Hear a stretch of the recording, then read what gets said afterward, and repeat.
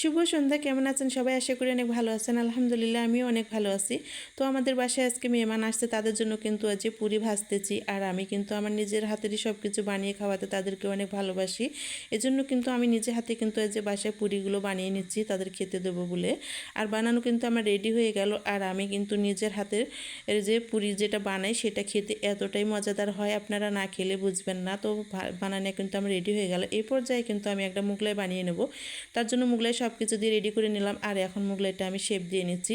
তো শেপ দেওয়া রেডি হয়ে গেল। এখন আমি তেলে দিয়ে দেবো ভাজতে। আর তেলে কিন্তু দিয়ে দিলাম ভাজতে। আর একদম লো আঁচে কিন্তু আমি মোগলাইটা ভেজে নেব।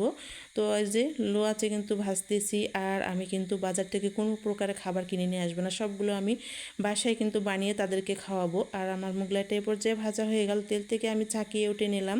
নেওয়ার পরে যে প্লেটে রাখলাম, রাখার পরে কিন্তু আমি এখন পিস করে কিন্তু কেটে নেব। তার জন্য ওই যে পিস করে কেটে নেওয়া হয়ে গেছে, সবগুলো খাবার সলভ করে নিলাম। আর মেহমানেরা একদম অল্প সময় নিয়ে এসেছে, তারা কিন্তু খাওয়ার পরে বের হয়ে যাবে একটু পরে। আর আপনাদের সঙ্গে এই মুহূর্তে শেয়ার করে নিলাম। তো ওই যে ছিল পাঁপড়, বিস্কিট, চানাচুর আর আমার নিজের হাতের মোগলাই আর পুরি ছিল। এগুলোই আজকে সন্ধ্যার জন্য নাস্তা তাদের রেডি করে নিলাম। আর আজকে সন্ধ্যার ভিডিও পর্যন্তই ছিল।